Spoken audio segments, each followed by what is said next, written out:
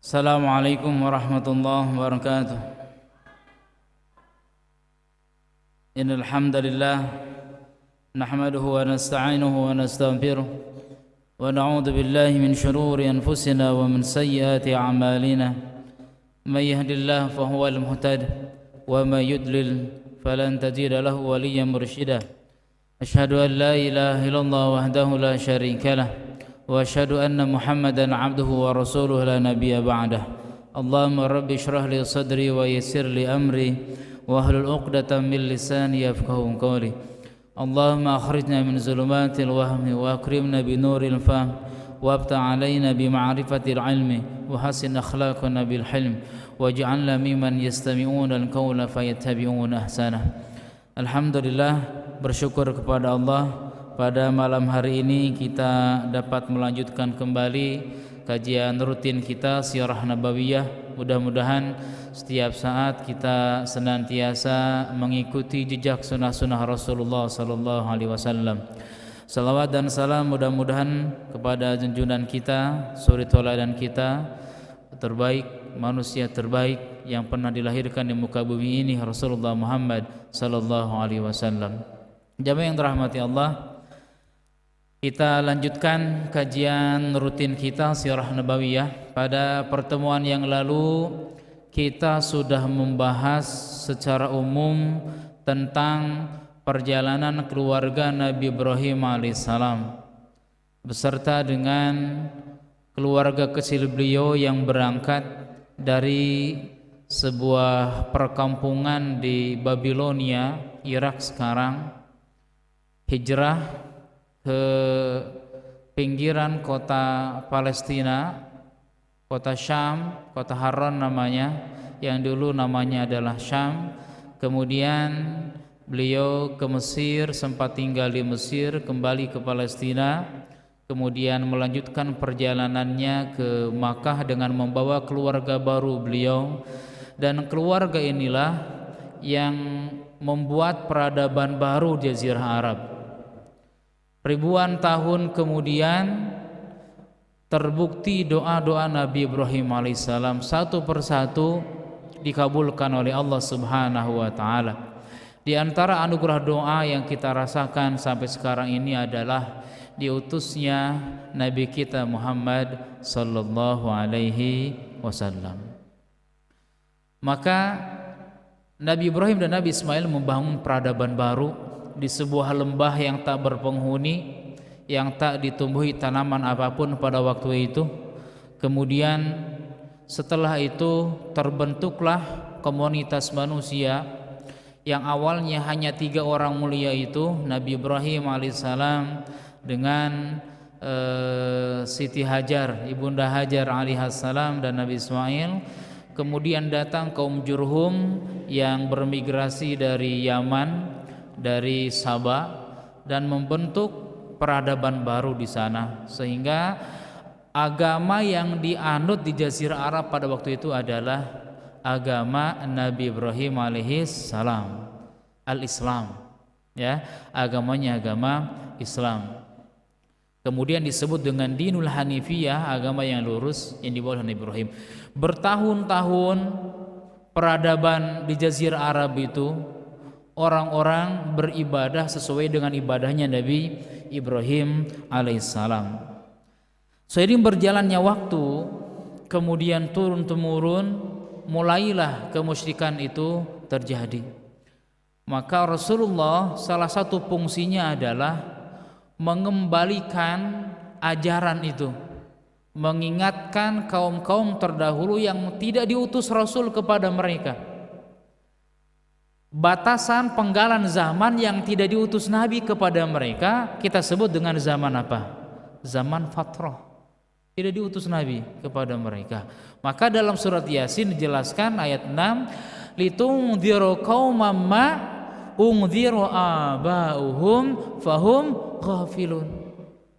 Agar engkau Muhammad mengingatkan kepada sebuah kaum di mana di Hijaz itu Ma'ungdziru abahum, yang bapak-bapak mereka tidak diingatkan, tidak diutus Nabi kepada mereka. Akhirnya karena tidak diutus Nabi, fahum ghafilun, mereka lupa. Jarak antara Nabi Ismail alaihissalam, kakek Nabi yang ke-41 itu jaraknya ribuan tahun gitu. Sampai kemudian diutus nanti Nabi Isa alaihissalam.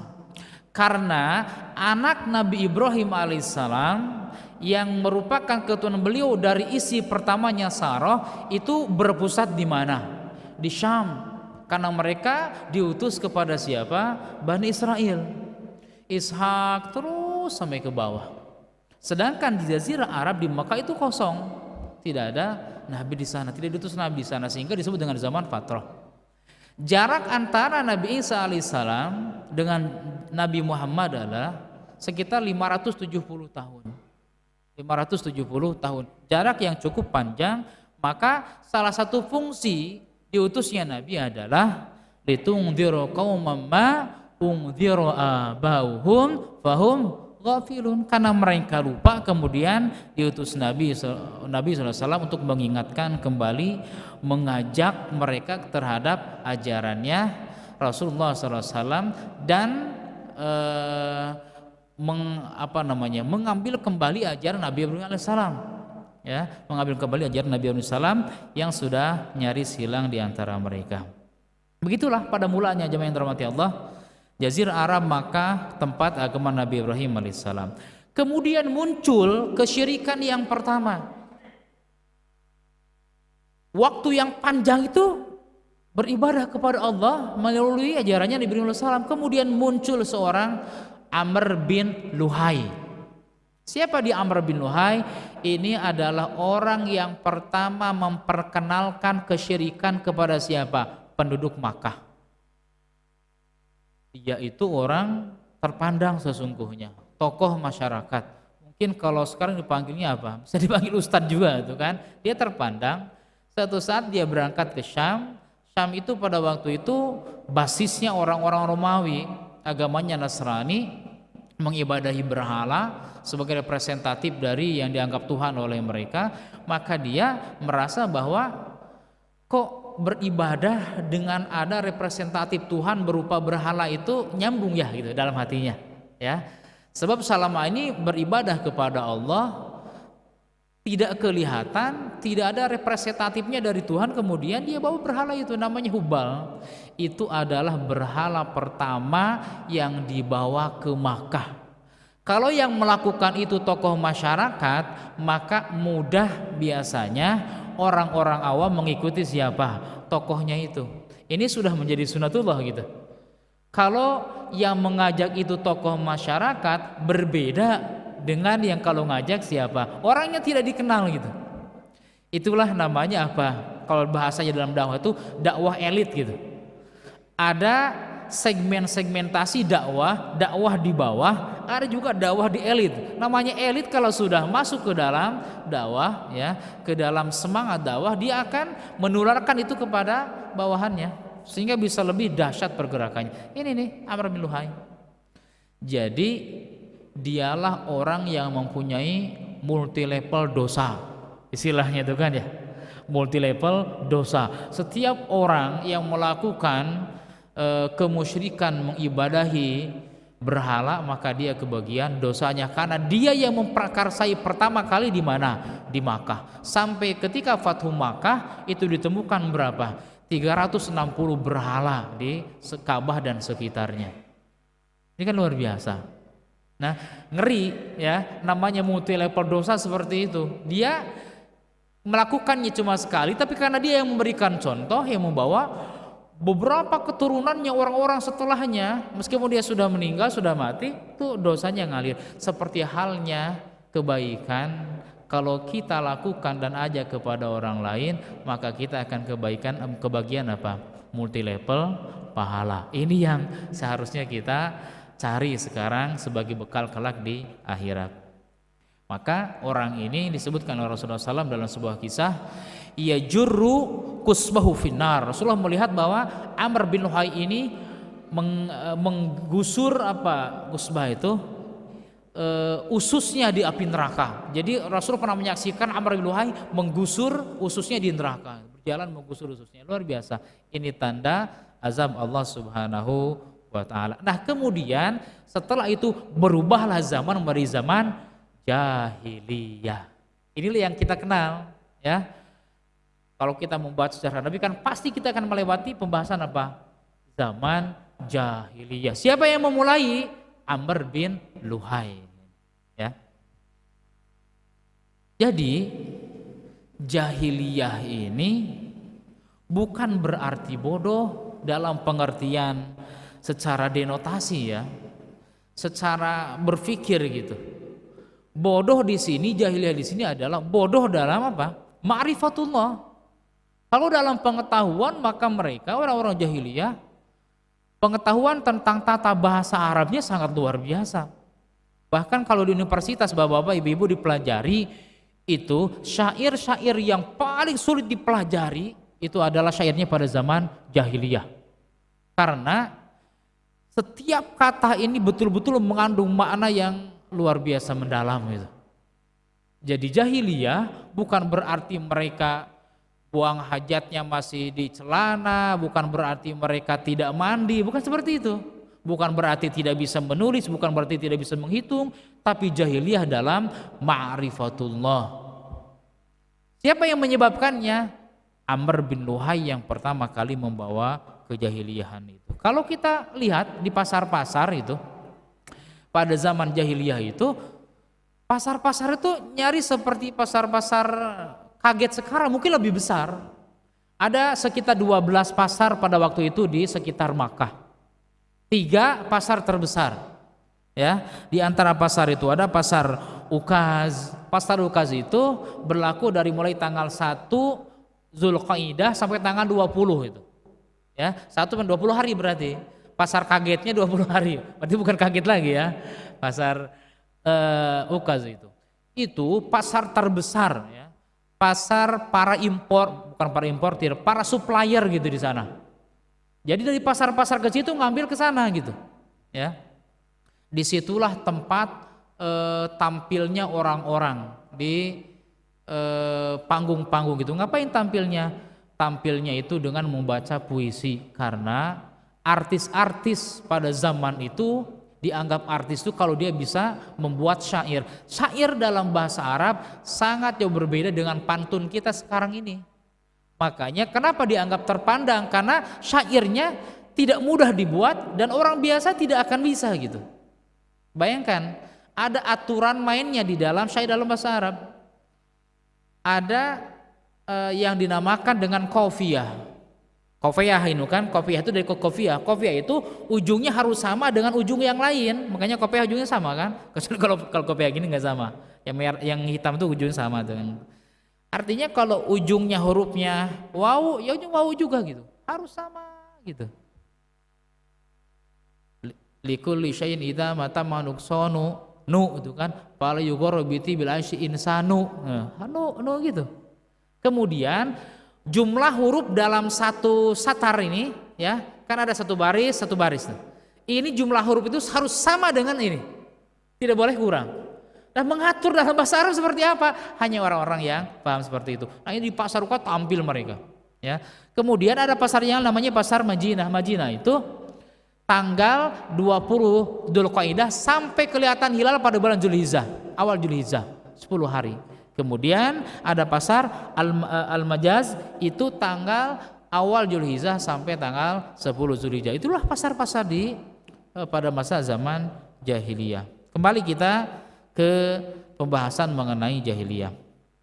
Nah, jemaah yang dirahmati Allah Subhanahu wa taala, yang jahiliyah sesungguhnya bukan hanya orang Makkah pada waktu itu. Orang Romawi, orang Persia yang notabene merupakan 2 kekuatan dunia pada waktu itu yang tidak ada yang bisa mengalahkan. Mereka saling berperang, tapi yang memegang kendali dunia ya Romawi sama Persia. Mereka juga ada di dalam kegelapan jahiliyah secara akidah ma'rifatullah, ya. Nah, bodoh di sini, bodoh ma'rifatullah, orang Romawi Trinitas, Orang Persia menyembah api, orang-orang Majusi di dalamnya, dan mereka tukang punya perilaku yang sangat menyimpang. Nanti bisa kita jelaskan bagaimana penyimpangan mereka. Nah, jamaah yang terhormati Allah, kekufuran semakin merajalela, ya, merajalela. Sehingga di Jazirah Arab dikenal sampai sekarang, ya, fase itu adalah fase jahiliyah. Sebetulnya apakah zaman sekarang masih ada orang-orang yang punya watak jahiliyah? Banyak gitu.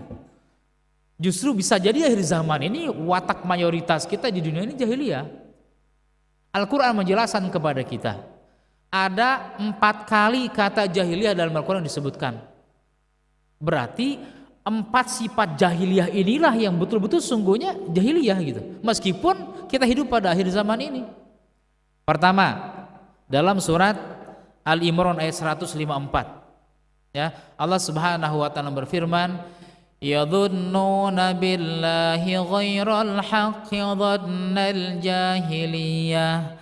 Mereka berprasangka kepada Allah Subhanahu wa taala dengan prasangka yang tidak baik seperti prasangkanya orang-orang jahiliyah. Apa prasangkanya orang jahiliyah?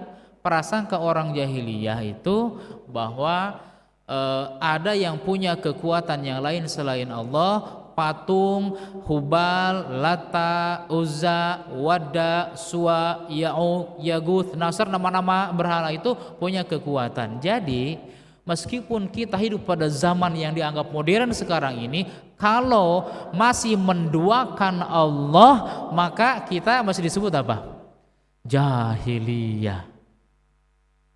Kesusahan hidup datang ke dukun, datang ke mana? Ke orang pintar, sebutnya orang pintar itu, pada orang jahiliyah itu, ngadu nasib di sana nanya dan sebagainya, itu betul-betul jahiliyah itu.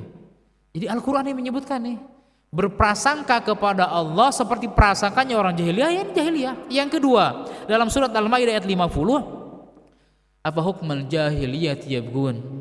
Apakah mereka mencari hukum jahiliyah, ya? Wa man ahsanu minal hukman liqaumin yuqinun. Apakah ada lagi hukum yang lebih baik daripada hukum Allah bagi orang-orang meyakini? Jadi kalau orang-orang masih menganggap hukum selain hukum Allah itu lebih baik daripada hukum Allah, jahiliyah dia orang. Berarti kan mayoritas di dunia ini sekarang masih jahiliyah. Termasuk, ya, kalau hukum negara ini lebih baik daripada hukum Allah, maka dia jahiliyah. Ya, menganggap nih lebih baik hukum negara daripada hukum Allah. Kalau misalnya sekarang kita ada sebagian misalnya yang tidak sesuai dengan syariat, tapi di hati masih menganggap bahwa hukum Allah lah yang terbaik, maka tidak disebut dengan jahiliyah gitu. Ada juga orang-orang yang ekstrim, yang berlebihan dalam memahami ini, yang mereka berpikir bahwa kalau negara ini tidak menerapkan hukum Allah, maka semua mereka togut, kafir, dan boleh diperangin. Ini seperti orang-orang Khawarij gitu kan, yang mudah mengkafirkan orang lain. Tapi tidak seperti itu, ya, tidak seperti itu. Nah, jahiliyah ini adalah orang yang meyakini hukum selain hukum Allah lebih hebat. Yang ketiga, berarti jahiliyah apa? Jahiliyah hukum. Yang pertama jahiliyah keyakinan. Yang kedua jahiliyah hukum. Yang ketiga jahiliyah perilaku. Surat Al-Ahzab ayat 33. Allah Subhanahu wa taala berfirman kepada Nabi mengomentari mengenai istri-istri Nabi. Wa qarna fi buyutikunna wala tabarrujna tabarrujal jahiliyatil ula. Dan hendaklah kalian wahai istri Nabi diam tinggal di rumah, ya, dan jangan berpenampilan seperti perilaku orang-orang jahiliyah yang lalu. Perilaku orang-orang jahiliyah yang lalu yang menampilkan aurat. Dari ayat ini kita bisa tahu bahwa apakah kerudung, hijab ini budaya orang-orang Arab lalu atau bukan? Disebutkan dalam ayat wala tabarrujna tabarrujal jahiliyatil, jangan kalian berpenampilan seperti orang Arab zaman dulu, tidak menutup aurat. Berarti orang Arab asli dulunya jahiliyah tidak menutup aurat. Berarti orang yang mengatakan bahwa kerudung itu adalah budaya Arab salah atau benar? Salah. Kalaupun ada sebagian yang menutup aurat gitu kan, itu turun syariat Nabi Muhammad itu menyempurnakan itu, diakomodir gitu. Tapi bukan berarti berkerudung ini asalnya berkerudung ini merupakan kebudayaan Arab, bukan dari syariat Islam. Ini salah. Seperti ada beberapa tokoh itu kan yang kemudian anak perempuannya dibiarkan tidak menutup aurat. Ya, ayat ini menjelaskan seperti itu. Jadi, kalau ada tampilan perempuan tidak menutup aurat atau menutup aurat tapi minim sehingga seolah-olah dia tidak menutup aurat, maka itu perempuan apa? Jahiliyah sesungguhnya. Jahiliyah. Ya, tapi perlu waktu memang, perlu pelan-pelan karena antara hukum berbeda dengan praktek dakwah ngajak di lapangan gitu. Hukum itu saklek, tapi kalau dakwah ini butuh proses. Ya, hukum itu harus disosikan dengan proses. Kalau ditanya, apa hukum yang menutup aurat? Wajib gitu. Bagaimana kalau menemukan orang tidak menutup aurat? Apakah dibilang bahwa kamu ini berdosa? Ya ajak dinasihatin agar bisa menutup aurat. Yang keempat, ini 4 kata jahiliyah di dalam Quran. Jahiliyah watak. Watak seperti apa? Dalam surat Al-Fat ayat 26 Allah Subhanahu wa taala berfirman, "Ij'alal ladzina kafaru fi qulubihimul hamiyatal jahiliyah." Ketika orang-orang kafir menanamkan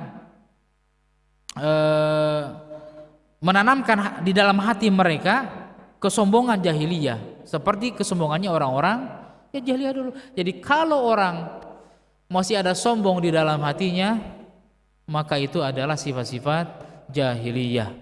Sombongan, kemudian fanatisme kelompok dan yang lainnya, maka ini adalah sifat-sifat jahiliyah. Jadi jemaah yang dirahmati Allah, kembali kesimpulannya, jahiliyah itu bukan berarti bodoh dari semua pengetahuan, tapi bodoh tentang ma'rifatullah, ya. Kemudian jemaah yang dirahmati Allah, tersebar bid'ah di Jazirah Arab, dirubahlah agama yang dibawa oleh Nabi Ibrahim, dirubah mereka cara beribadahnya, kemudian khurafat itu muncul, perdukunan menjadi marak, kemudian mengadu nasib dengan anak panah, ya. Kemudian kalau ada burung tertentu merasa sial dan sebagainya itu. Kadang-kadang di kampung, di kalangan orang tua itu ada saja, ya, ada burung ini itu, ada yang sebentar lagi mati itu kan ya. Dulu waktu kecil suka ditakutkan seperti itu. Ada di Sunda itu istilahnya ada burung cingkun cuing gitu kan ya. Kalau dia muncul itu kata orang tua apa? Ini ada yang mau mati nih bentar lagi gitu kan ya. Mungkin bisa jadi kalau orang tua zaman dulu itu ya memang akan ada yang mati itu kan, tapi kan bukan karena kemunculan burung itu, ya. Kemudian muncul klenik-klenik dalam Al-Quran itu dijelaskan dalam surat ayat 103 surat Al-Maidah ya nggak salah ya. Ma ja'alallahu min bahiratin wala sa'ibatin wala wasilatin wala ham walakin alladhina kafaru yaftaruna 'ala Allahil kadhib wa aktsaruhum la yaqilun. Allah sekali-kali tidak pernah mensyariatkan adanya bahirah, tidak juga saibah, tidak juga wasilah, tidak juga ham. Apa itu? Pada zaman jahiliyah dulu dikenal dengan tradisi bahirah, saibah, ya, wasilah, ham. Apa itu? Pertama, bahirah itu adalah unta yang sudah melahirkan 5 anak dan anak kelimanya itu adalah jantan, maka unta itu dikeramatkan oleh siapa? Oleh orang-orang Makkah. Ditandain telinganya belah 2 kemudian dikeramatkan, karena dia keramat tidak boleh ditunggangin, tidak boleh diambil susunya. Nggak jauh beda mungkin sama orang-orang India yang menyembah apa? Sapi itu kan, sapi disembah, air kencingnya aja diusap-usapkan ke muka. Itu muncul hal-hal yang seperti itu. Kalau orang beribadahnya sudah bukan kepada Allah, pasti ada klinik-kliniknya. Seperti itu, jurus seperti itu. Saibah adalah unta betina yang dibiarkan pergi kemana saja, dibebaskan karena ada nazar seseorang. Ada nazar misalnya, saya kalau ini begini, maka terpenuhi, maka unta itu dibiarkan kemana saja, dan ini ditakdiskan, ya, dianggap keramat. Ada wasilah itu seekor domba betina yang melahirkan 2 anaknya kembar, satu betina satu jantan gitu. Nah, karena dia kembar itu yang jantan ini disebut dengan wasilah, maka dilarang disembelih, tapi gimana? Diserahkan sebagai diserahkan kepada berhala sebagai sesajen gitu. Ya, makanan Tuhan mereka serahkan kepada sesajen. Ada nggak seperti ini? Orang-orang Cina kadang-kadang kalau kita lihat tempatnya dikasih nasi padang gitu kan ya. Waktu saya masih dulu sering ke Nagoya itu, di Lucky Plaza belakangnya kan ada tempat tempat nyimpen mereka makanan tuh. Saya lihat waktu ke ATM itu tuh nasi padang, ada ayamnya tuh kan, sayang sekali itu. Tuhannya doyan nasi padang tuh kan. Nah, yang keempat ada ham namanya. Ham itu unta jantan yang telah menghamili 10 kali. Yang telah menghamili unta betina 10 kali sehingga tidak boleh diganggu, keramat juga nih. Nah, ini hal-hal yang menyebabkan semakin bodohnya mereka terhadap ma'rifatullah. Ditambah dengan kebiasaan mereka berperang kerjanya gitu. Kadang-kadang antara mereka berperang sampai 40 tahun. Gara-garanya kadang-kadang sepele, gara-gara kalah pacuan kuda berperang. Ini luar biasa, ya. Akhlaknya, ma'rifatullahnya jauh. Ditambah lagi dengan perilaku mereka, perzinahan. Mungkin tidak begitu heran lah kalau melihat zaman sekarang perzinahan, apalagi difasilitasi online gitu kan ya. Heboh yang kemarin sampai 80 juta, 20 juta. Dulu sama dengan dulu. Bahkan sekarang bisa menjadi lebih parah. Dulu ada istilah dengan nikah istibdo. Istibdo itu seorang suami menyuruh istrinya berzina dengan laki-laki yang punya yang laki-laki dianggap mulia gitu. Sampai rahimnya terisi, kemudian dia akan berbangga kalau punya anak dari keturunan laki-laki itu. Kan luar biasa gitu. Ya, seperti hanya kita pernah tahu dulu waktu belum ditutup ya di Surabaya itu Gang Doli itu. Ada pekerjaan isinya apa? Ya di situ prostitusi. Siapa yang ngantarnya? Suaminya itu. Nauzubillah seperti itu kan. Berarti lebih parah daripada zaman jahiliyah, ya. Pembunuhan bayi perempuan dikubur itu kan, bayi perempuan. Karena gengsi.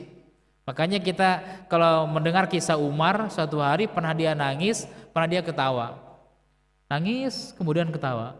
Ada sahabat yang bertanya, wahai Umar, kenapa engkau ini menangis kemudian ketawa? Itu. Kata beliau, saya nangis karena ingat anak perempuan saya dulu dikubur hidup-hidup. Kenapa ketawa? Ingat dulu waktu masih jahiliyah, habis menyembah Tuhan, Tuhannya dia makan, itu kan ya. Nah ini betapa rusaknya akhlak dan ma'rifatullah mereka. Masih banyak lagi lah, ya, masih banyak lagi luar biasa. Nah, yang terhormati Allah, jahiliyah ini betul-betul menyelimuti dunia pada waktu itu.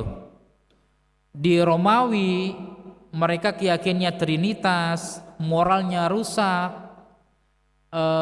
akhlaknya rusak, penghargaan terhadap manusia rusak. Makanya kita kenal dengan apa? Gladiator. Filmnya kan sudah banyak tuh. Orang diadu dengan orang, dibiarkan seperti itu sehingga manusia tidak ada harganya, ya. Adu manusia. Orang-orang Yahudi gemar merubah isi-isi kitab Taurat mereka rubah sekarang mau mereka, semau mereka sesuai dengan kebutuhan mereka. Orang Persia lebih parah lagi, ada istilah namanya Zoroaster, ada Mazdakiyah itu Zoroaster itu seorang raja boleh menikahi putrinya sendiri itu. Seperti Raja Yazdajid itu menikahi putrinya sendiri. Kok bisa gitu ya? Putrinya sendiri nikahin. Atau ada ibunya sendiri nikahin itu. Al-Mazdakiyah itu boleh menikahi perempuan tanpa batasan hitungannya. Semau dia nikahin tuh. Itu budaya Persia. Ya. Perkawinan sedarah dan yang lainnya. Di belahan India juga Hindu, Buddha, Tuhan-Tuhan yang banyak. Adanya kasta-kasta, ya. Ini luar biasa. Itulah gambaran zaman-zaman jahiliyah yang ada di kota Makkah pada waktu itu, kemudian menyebar sesungguhnya jahiliyah itu di mana-mana ada. Makanya dunia pada waktu itu diselimuti oleh kejahiliahan, tidak mengenal Allah Subhanahu wa taala. Baik, hikmah terakhir, apa hikmah di balik pelajaran kita mempelajari zaman jahiliyah? Pertama, kita sebagai orang yang beriman ini adalah semuanya duat, semuanya dai.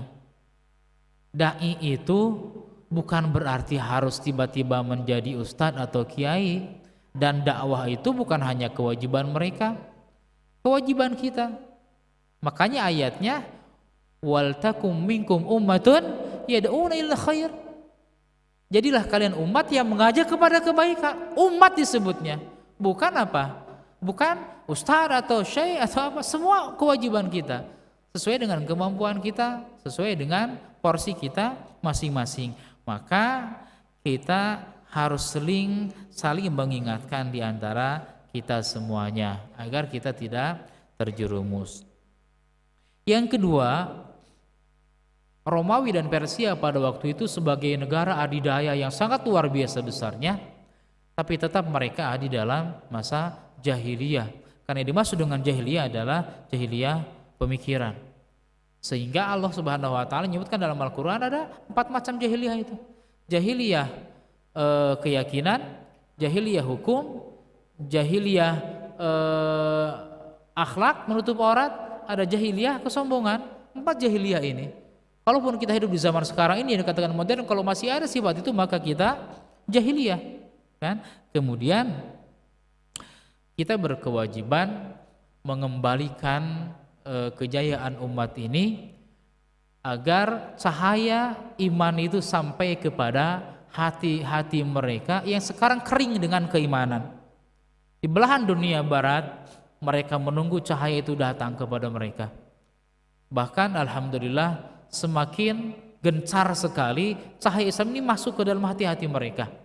Karena Islam ini adalah agama yang rasional, sehingga masuk ke dalam hati mereka, ke dalam orang-orang liberal itu mudah untuk menerima Islam gitu di sana di barat.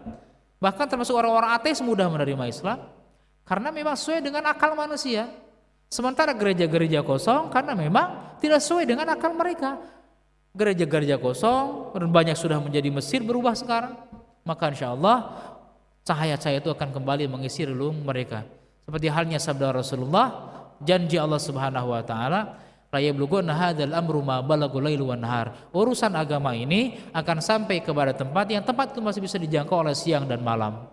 Makanya pertumbuhan agama di perkotaan, di tempat-tempat negara maju lebih mudah.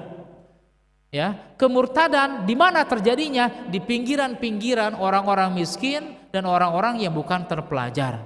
Kenapa? Sebab mereka ada di dalam kefakiran, tidak punya ilmu, sehingga yang mereka terima para misionaris gitu. Sedangkan di barat mereka mengolah informasi tentang teologi mengenai ketuhanan, mereka menerima Islam sebagai sebuah agama dan meyakini karena ini adalah agama yang benar. Mudah-mudahan kita termasuk orang-orang yang terus saling mengingatkan, tawassaw bil haq wa tawassaw bis sabr. Ini materi kita pada malam hari ini. Baik, jamaah yang terhormati Allah, monggo silahkan ada yang mau ditanyakan atau didiskusikan, sekitar 5 menit kita bahas sama-sama. Monggo silahkan Pak Dasman. Baik Pak Ustaz, Pertanyaan ringan saja. Ini mengenai hukum di zaman jahiliyah itu Pak Ustadz, kan belum ada kepakuman Nabi gitu kan, kepakuman Nabi dan Rasul kan di zaman jahiliyah itu, di mana Nabi Muhammad belum diutus ya. Itu bagaimana hukumnya orang-orang yang pada zaman itu? Apakah mereka dihukum kalau berbuat jahiliyah dihukum dosa juga atau seperti apa? Pada begitu jelas ya. Ini gaungnya. Ya nggak usah pakai speaker lah pada.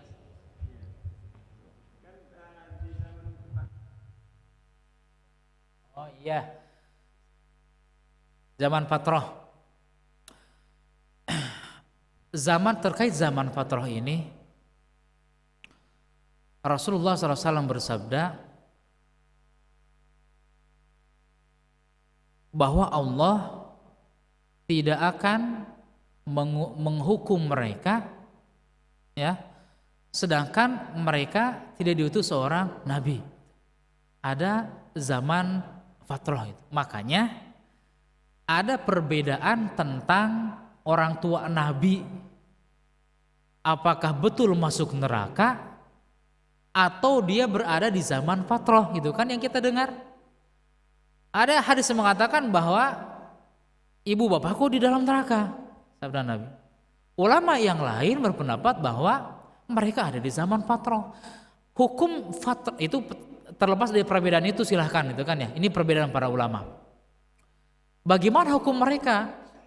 Nanti di akhirat nasibnya seperti apa gitu ya para ya? Di surga atau neraka gitu. Nah, itu kalau zaman fatrah nasib mereka diserahkan kepada Allah Subhanahu wa ta'ala. Kalau Allah mau masukkan mereka ke dalam surga, Allah masukkan. Kalau Allah masukkan mereka ke dalam neraka, maka Allah masukkan ke dalam neraka. Itu hak prerogatif Allah Subhanahu wa ta'ala gitu ya. Jadi orang-orang yang hidup pada zaman fatrah itu diserahkan kepada Allah dan itu merupakan hak prerogatif Allah Subhanahu wa ta'ala. Meskipun ada sebuah riwayat yang menyebutkan nih, nanti di akhirat katanya Allah akan meminta kepada mereka, ya, meminta kepada mereka. Kata Allah, silahkan kalian terjun sekarang, masuk sekarang ke dalam neraka. Ada orang yang mengikuti perintah Allah masuk ke dalam neraka gitu. Ada orang yang tidak mau gitu. Maka orang yang mengikuti perintah Allah masuk ke dalam neraka dimasukkan ke dalam surga, yang tidak mau gitu kan masukkan ke dalam neraka karena tidak mengikuti perintah Allah. Ada sebagian riwayat, namanya juga sebagian riwayat yang jelas orang yang hidup pada zaman fatrah itu nasib mereka bagaimana? Diserahkan kepada masyiatillah ya, kepada Allah Subhanahu wa taala. Kalau Allah berkehendak ya, Allah memberikan nikmat kepada mereka. Kalau Allah berkehendak, Allah memberikan azab kepada mereka. Itu hak prerogatif Allah Subhanahu wa taala. Ini ya bagaimana nasibnya orang-orang yang berada di zaman fatrah. Itu padas ya. Ada lagi? Monggo. Monggo Pak Ismet, Pak RW.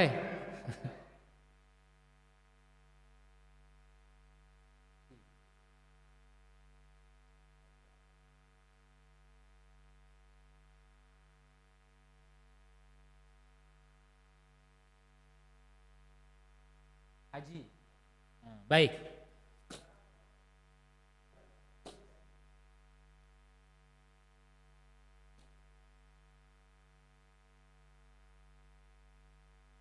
Kalau Ka'bah, pembangunan Ka'bah itu ada perbedaan pendapat para ulama gitu. Ya, peletakan Ka'bahnya, ya, peletakan Ka'bahnya. Ada mengatakan itu malaikat yang membangun. Ada mengatakan juga Nabi Adam yang pertama membangun, kemudian Nabi Ibrahim ini melihat masih ada sisa-sisa, kemudian dia bangun kembali. Meskipun pendapat yang paling rajih, yang paling kuat adalah Nabi Ibrahim yang membangun. Kalau masalah haji, maka yang mensyariatkan pertama, ya, Nabi yang mensyariatkan pertama adalah Nabi Ibrahim alaihis salam. Maka beliau mensyariatkan itu terus, dan setelah itu syariat itu turun temurun, terus mereka ada ibadah berhaji itu tawaf itu. Nah, ketika zaman jahiliyah pun syariat itu masih ada, tapi syariatnya sebagiannya diselewengkan oleh orang-orang siapa? Jahiliyah. Tawaf masih ada, tapi di Ka'bahnya ada berhala, mereka keliling tawaf, minta kemana? Ke berhala. Bahkan ada sebuah riwayat mereka tawaf sambil telanjang gitu. Maka Nabi diutus disempurnakan kembali, dikembalikan syariat Nabi Ibrahim alaihissalam ini. Jadi pada zaman jahiliyah sudah ada, masih ada itu syariat apa?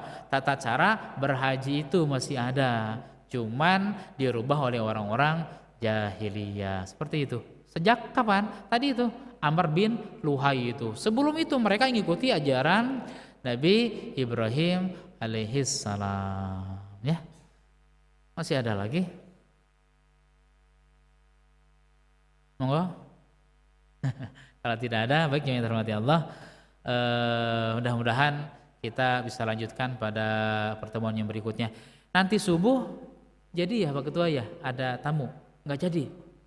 Oh, tadinya mau siapkan roti prata gitu ya, kalau nggak jadi ya tak apa, pembarusannya baru kita siapkan. Baik, kita akhiri dengan doa kafaratul majlis. Subhanakallahumma wa bihamdika asyhadu an la ilaha illa anta astaghfiruka wa atubu ilaik. Mohon maaf atas kekurangan. Assalamualaikum warahmatullahi wabarakatuh.